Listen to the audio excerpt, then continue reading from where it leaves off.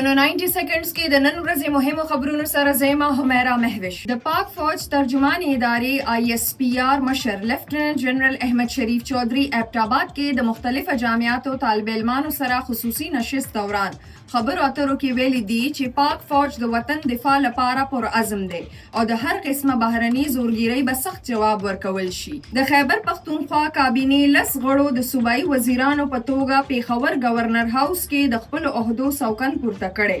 گورنر فیصل کریم کونډي د کابینې غړو څخه حلف اخیسته. پاکستان او افغانستان مشترکه اعلامیه جاری کړي چې تر مخه به پاکستان افغانستان ترمنځ جنگبندۍ برقرار ساتل شي.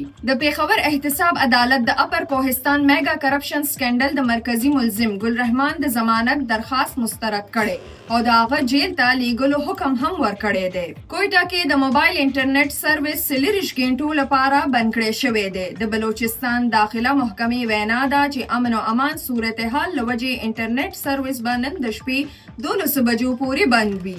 فیډرل ډایریکټریټ اف ایجوکیشن د تعلیمي ادارو کارکردګۍ غوروالي لپاره مانیټرینګ سیل جوړ کړي. د دې سیل مقصد د تعلیم نظام لا وده ورکول دي. دا تر دې دمه مهم خبرونه نور خبرونو او معلوماتو لپاره سنو پښتونخوا سره اوسئ.